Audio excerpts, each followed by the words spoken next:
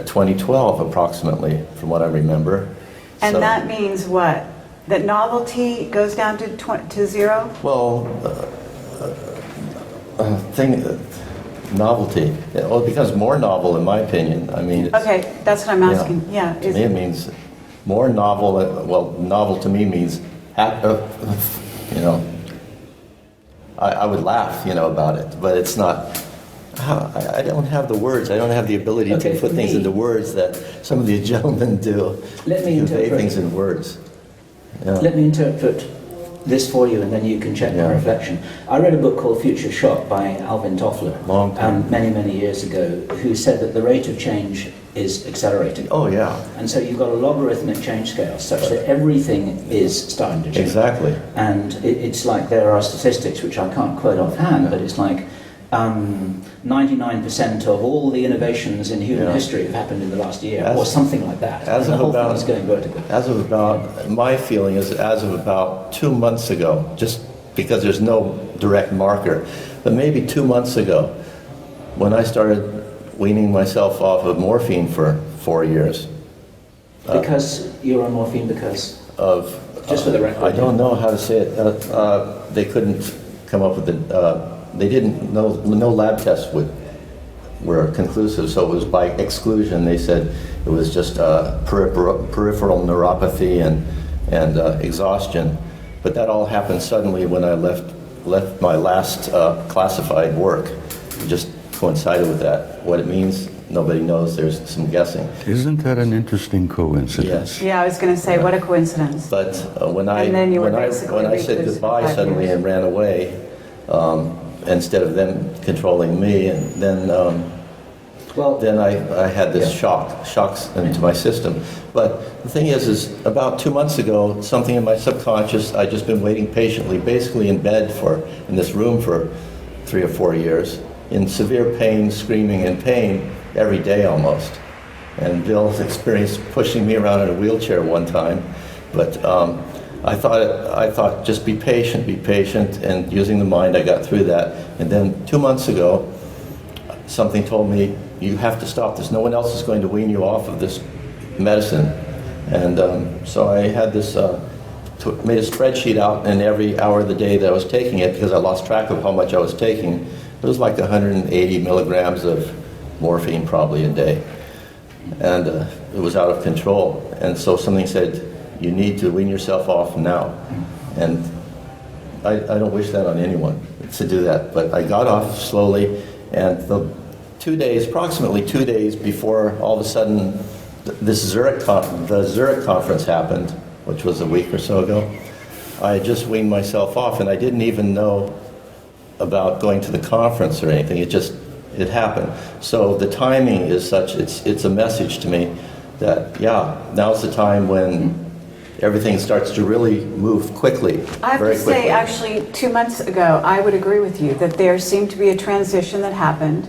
There's nothing marked in terms of in the news, but there was a sense that things started escalating, almost like rolling downhill quicker.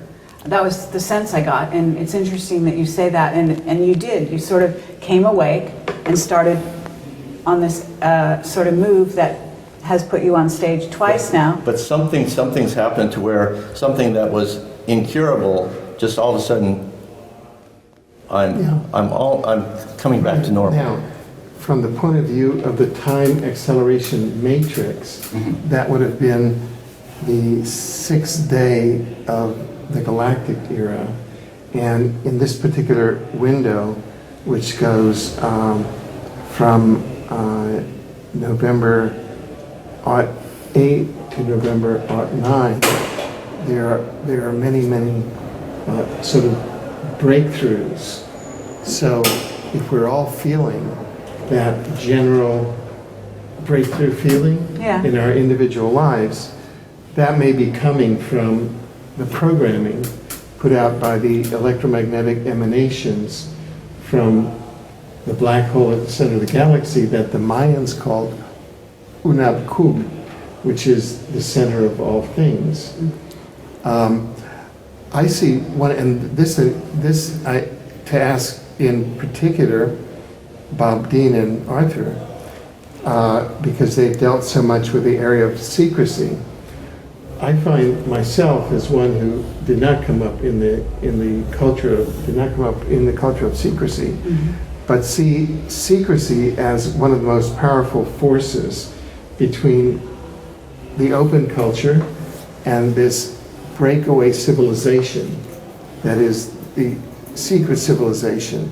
And I found one of the most consciousness-raising aspects to me is to hear of secrets, like the teleportation corridors to Mars, That's right. like the forward positions on Mars, the stargates to Australia, and to just begin to see all of these secret programs that are really consciousness expanding. Well, exactly. Information, I mean, the information itself, just to hear it, like what happened for these people yesterday on stage when you were showing photographs that were really revolutionary because they've been hidden for so long, and then to have a person who actually would get up on stage and say, I've been to Mars and here I am a human.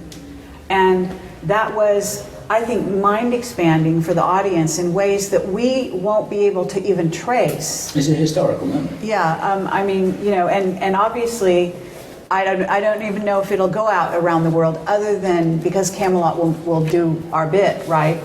But this is the kind of thing that changes consciousness. And one of the things I have to say is that consciousness changes drastically all of a sudden. It's not like a slow, gradual. It goes along, and then from what I understand, change actually happens like that. Well, even greater than, faster than logarithmic is my feeling. You get step changing. Well, I don't know if it's step changes or not.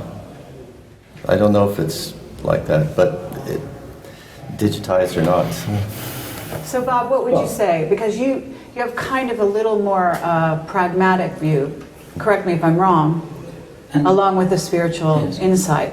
But I think you're seeing these changes, or you know of things that are coming down the pipe that are very pragmatic for people's lives. Well, I found secrecy actually to be corrosive to the human soul. And that's one of the reasons I have been speaking out so bluntly and so loudly for the last few years. I noticed among the masses of people that I have confronted in conferences here and there, an overriding sense of fear. And the secrecy had been taking its toll on those people. And they were fearful, and they didn't believe they had a future. They began to think there was no future, that we're all doomed.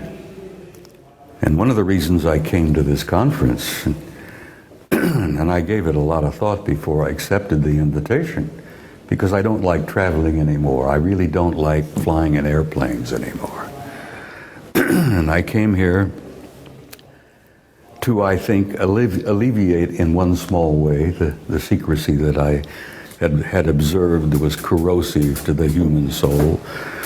And I wanted to tell the people, and this audience in particular, to meet some people like our Alfred here, who is a man I've respected and admired for years. There is hope. In spite of all of the darkness, in spite of all of the fear, I would like to say to the people who are interested in listening that there is a tomorrow, there is a future, and they and their children and their grandchildren and so on, the generations yet to come, do indeed have a future, and it's glorious. And they've got to hold on to that spark of belief. They've got to hold on to that hope. And it's why I quoted Tolstoy yesterday when I was speaking, when he mentioned that there is something within the human spirit that will prevail and endure. There's a spark that's burning in the human heart that will not go out, no matter how dark the world ever becomes. And I have tried in my small way to convey that to the people. And I was so gratified at the response that I got. They've come up to me literally by the hundreds. I mean, I say this in no negative intent, but they haven't let me alone. The idea that I've said something hopeful and tell them that they do have a tomorrow, they have a future, that their children and grandchildren We'll go to the stars.